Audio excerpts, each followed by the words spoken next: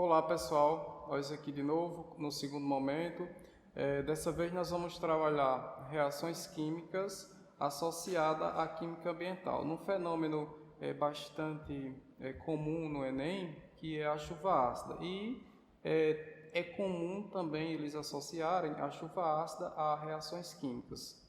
Então nós vamos trabalhar dessa forma e espero que seja válido a forma que a gente vai trabalhar na intenção de contribuir um pouco com vocês.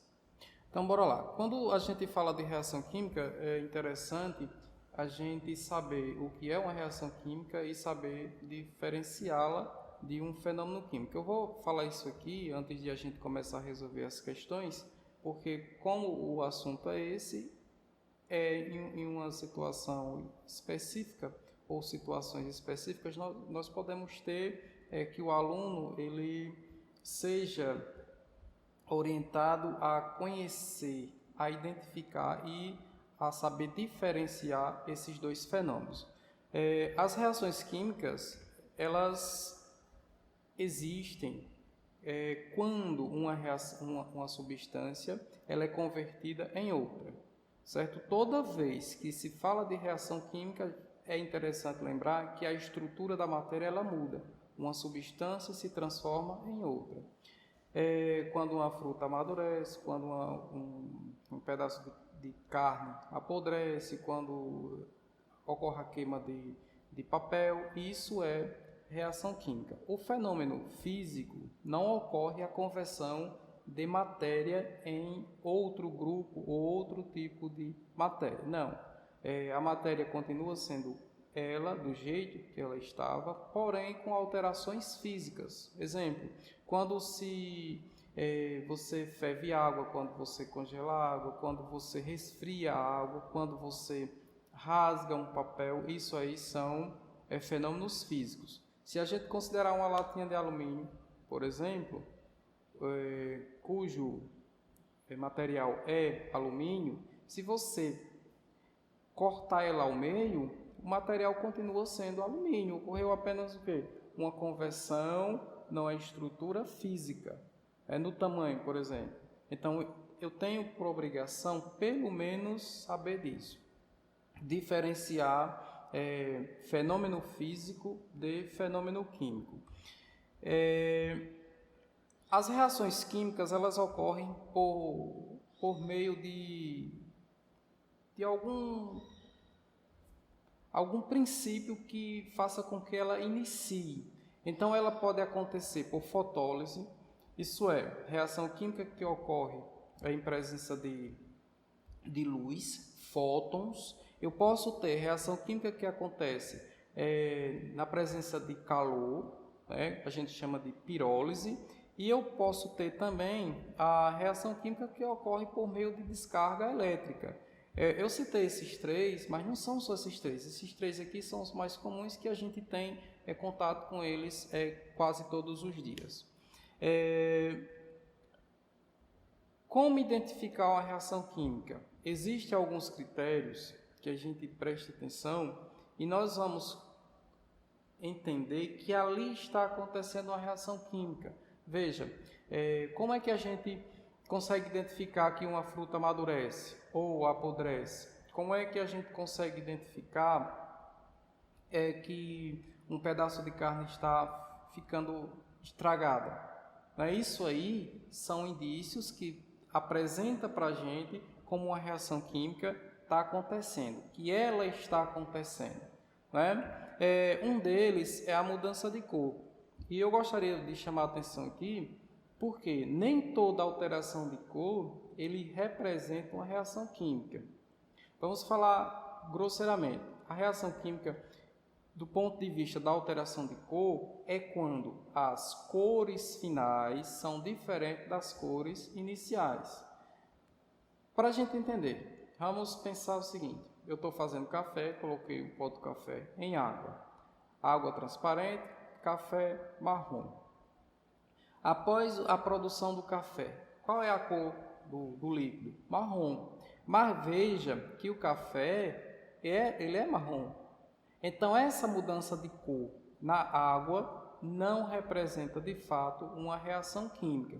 Então, a gente tem que ter bastante cuidado quando o assunto for, quando o critério for alteração de cor, para eu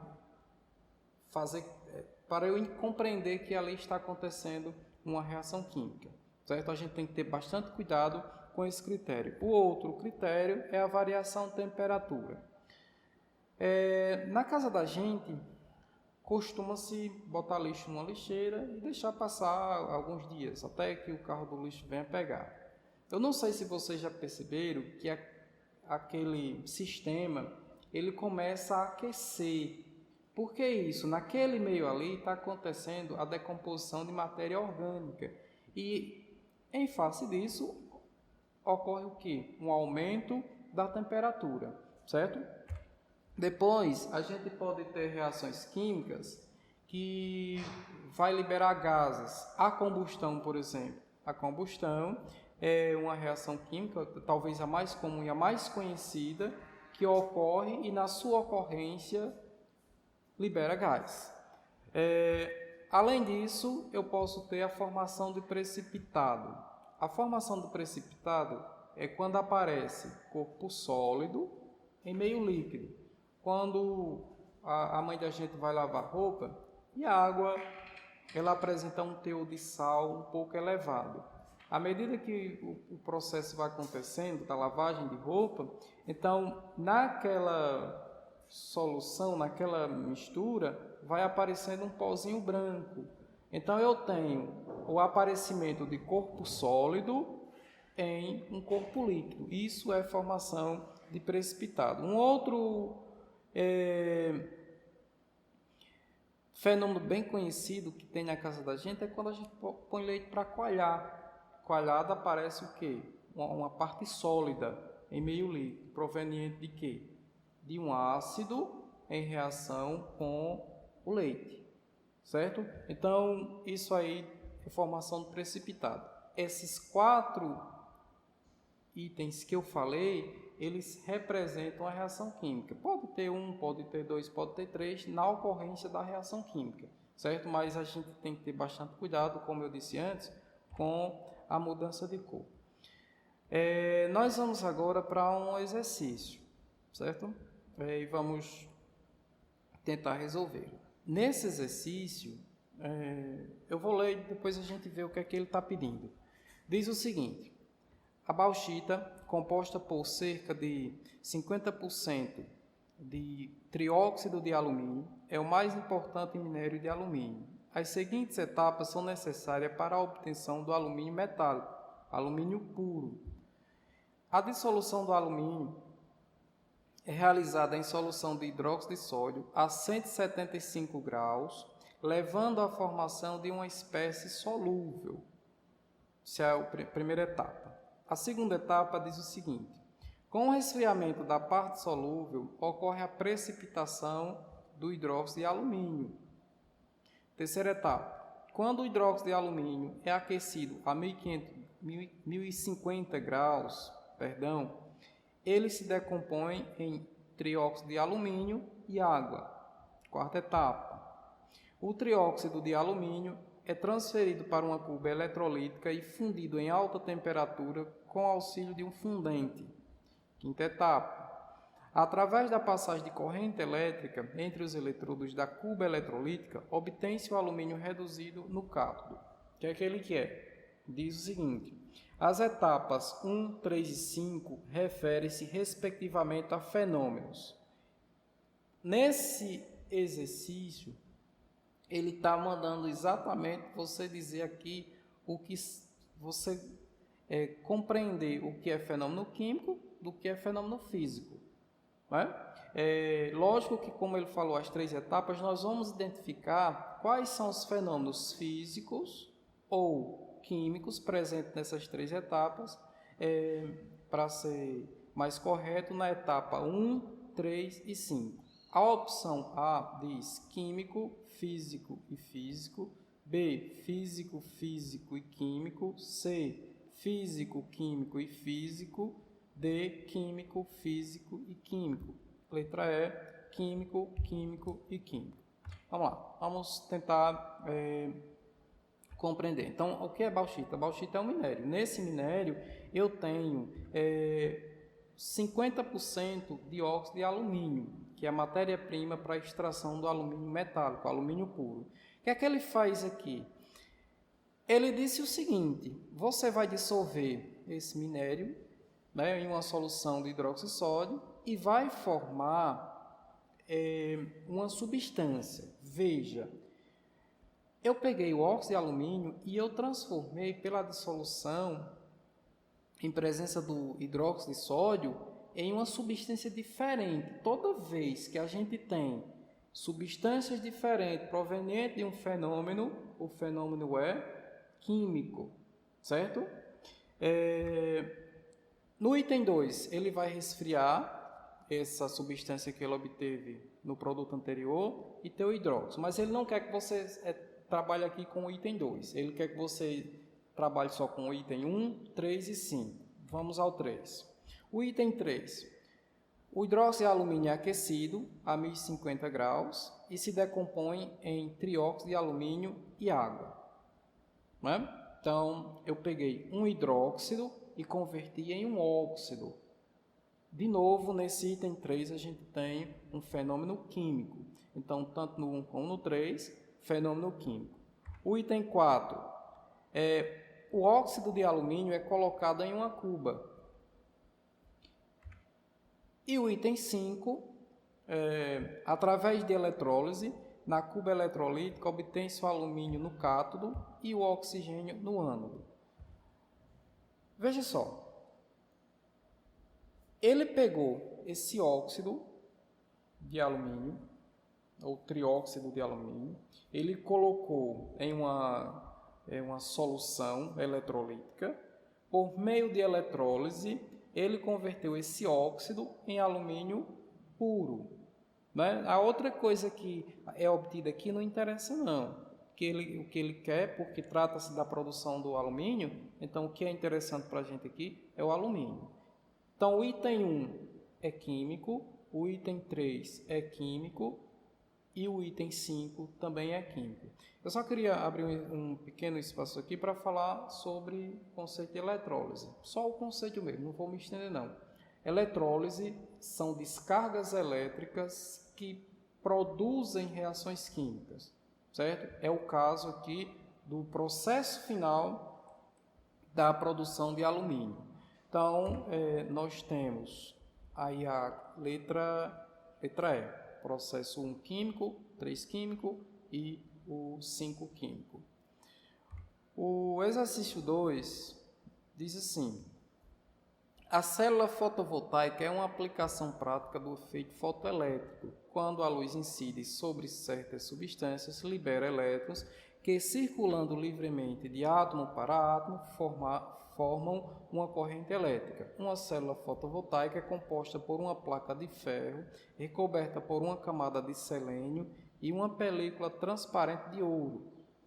A luz atravessa a película, incide sobre o selênio, retira elétrons que são atraídos pelo outro, um átomo condutor de eletricidade. A película de ouro é conectada à placa de ferro, que recebe os elétrons e os devolve para o selênio, fechando o circuito e formando uma corrente elétrica de pequena intensidade. O que é que ele quer? Ele diz o seguinte: o processo biológico que assemelha-se ao descrito é A. Fotossíntese, B. Fermentação, C. Quimiossíntese, D. Hidrólise do ATP e E. Respiração celular. Eu vou excluir de imediato a letra E e D. Me sobrou o que aqui? Me sobrou a letra C, quimiossíntese, B, fermentação e A, fotossíntese. É interessante saber o que cada um desses três significa. Não vou nem me estender assim muito, explicar passo a passo de cada um, mas veja só. A quimiossíntese, ela é a produção de matéria orgânica em presença de água. E um detalhe, não há necessidade de luz. Quando ele pergunta o processo que se assemelha ao descrito ele está dizendo qual desse seu processo que é similar ao efeito fotoelétrico que produz energia elétrica a partir de uma placa solar. Ou seja, um ponto em comum que esse efeito que nós vamos descobrir agora é que ele receba radiação solar, certo? Então, aqui é uma quimiossíntese, não é, porque não há necessidade de luz solar. A fermentação, também não há necessidade de luz solar, né? Basta você saber como é que são produzidos os vinhos, as cachaças, se for a fermentação do leite, como é que é produzido o iogurte.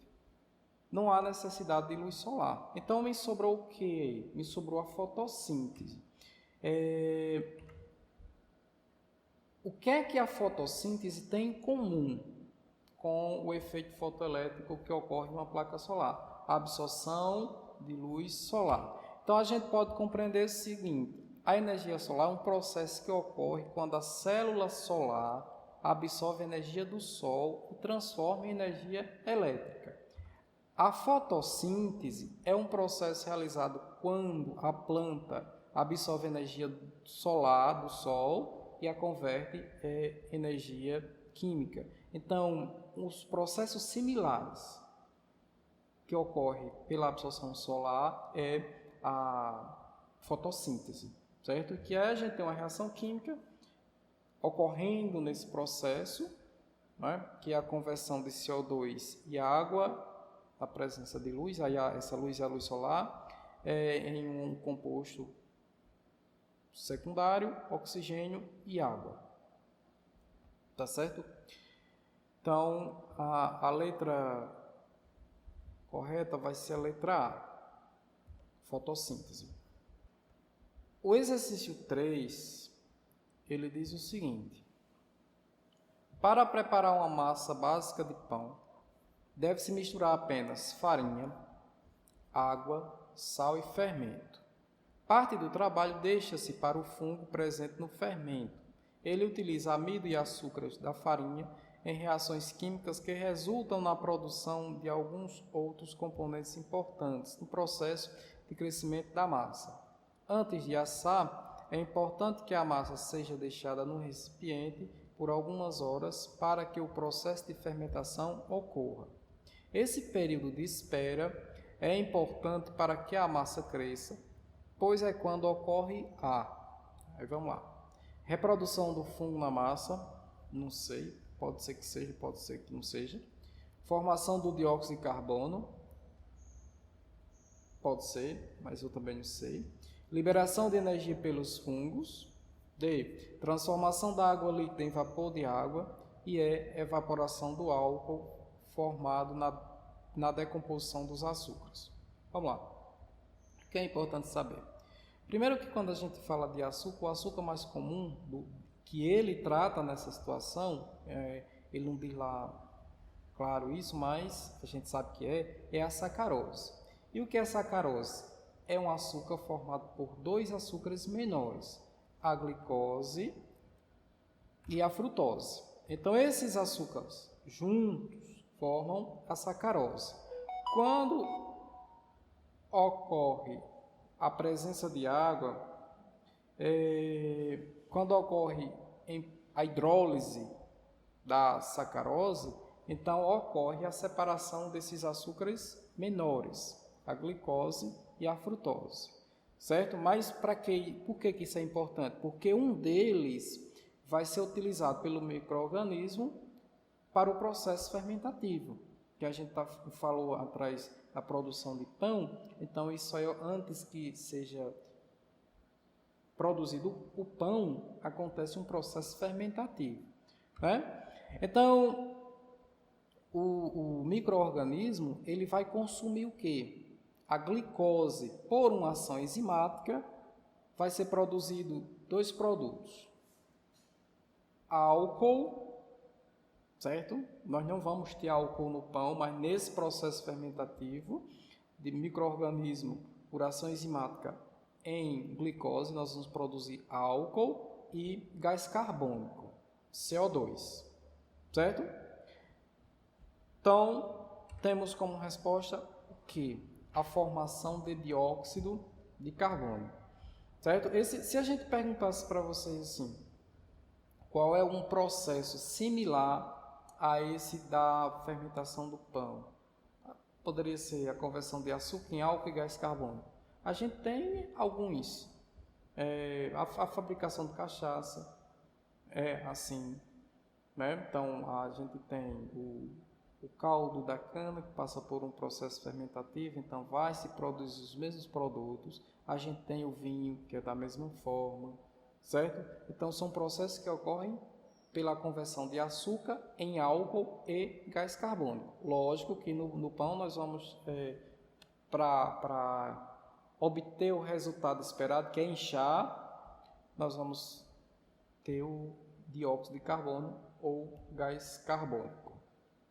Veja só, nós vamos tratar agora de chuva ácida, né? Mas antes eu vou ler o exercício.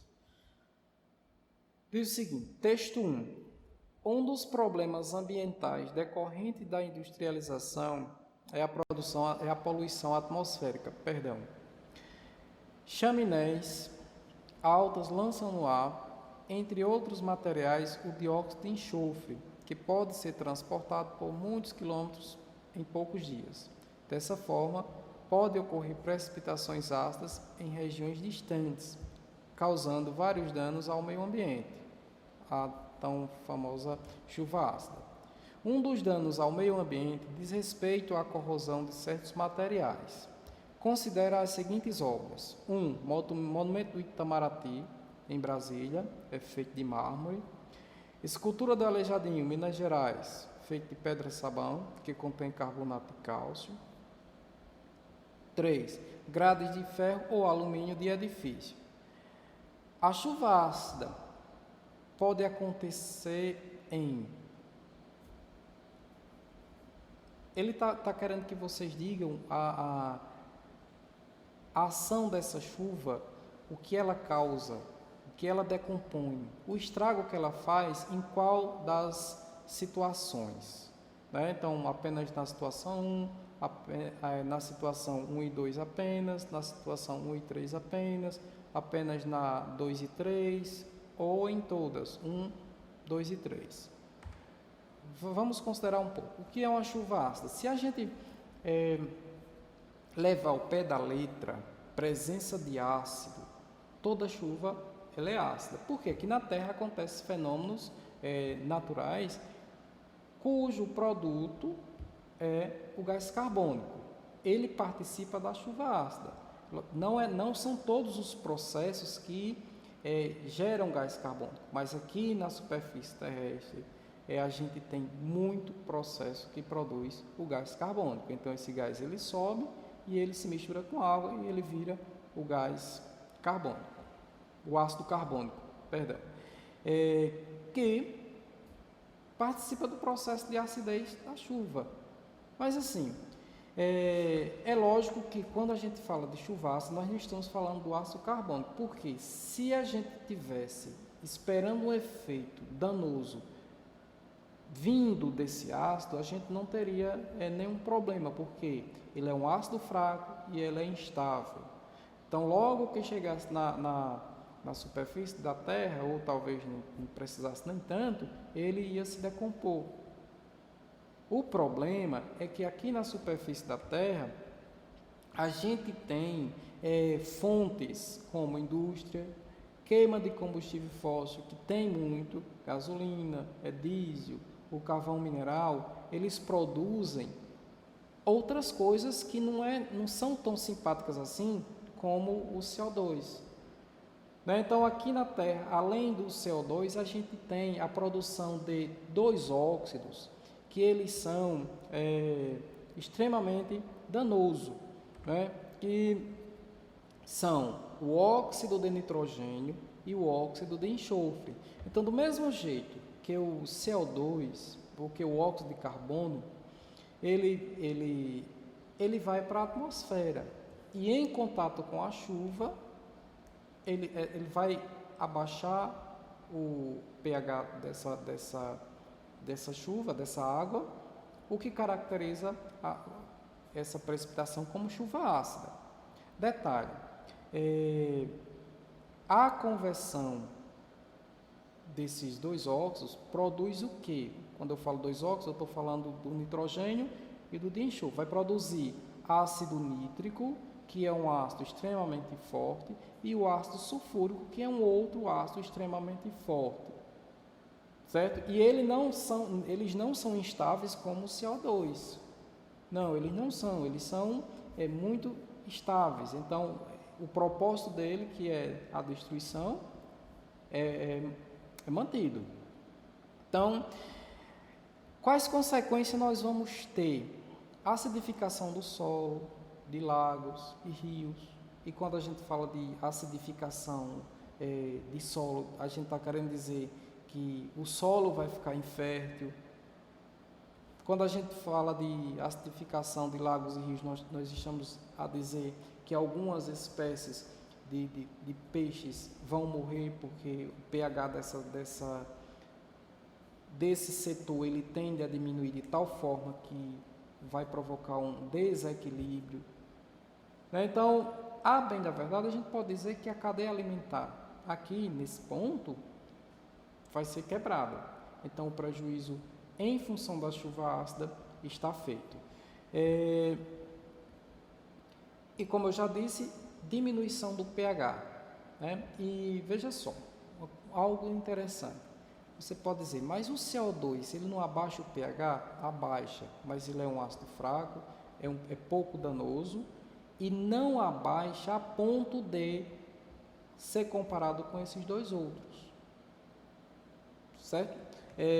Nós temos um abaixamento de pH para 5,5, 5, por aí. Isso é muito. Nem toda espécie suporta. Certo? Aí veja só, por que a chuva ácida, que é uma solução ácida, pela grande concentração desses dois ácidos, desses três ácidos, mais o CO2 dos males, o menor, eles são reativos. Com o que eles são reativos? Os ácidos, inclinando aqui para a chuva ácida, eles reagem com bases, a gente chama isso de reação neutralização. Eles reagem com metais, lembre-se que foi citado grades de ferro e alumínio, então supostamente vai ter uma deterioração dessas estruturas, porque são feitas por metais, alumínio é um metal, ferro também é um metal. Ele reage com carbonatos e reage também com bicarbonato. Essa reação de bicarbonato, alguns alunos eles fazem isso aqui lá no ensino fundamental, quando pega bicarbonato de sódio, bota num montinho de areia e coloca vinagre e surge aquele fenômeno tão maravilhoso que os alunos gostam de ver. Então, a reação de vinagre com bicarbonato. Vinagre é ácido. Se você pegar um ovo, colocar numa solução de vinagre, a casca do ovo vai se decompor, porque o ovo, a casca dele, a composição dele é a base de carbonato, certo? Está aí o efeito. Aí o que é que nós temos para a resposta? Então, a ação da chuva vai acontecer no monumento do Itamaraty, porque é feito de mármore, a composição dele é carbonato de cálcio. Na escultura do Aleijadinho, a Pedra Sabão contém carbonato de cálcio, e como eu já citei antes, no item 3, o ferro é um metal, o alumínio é outro metal, que sofre a ação da chuva ácida.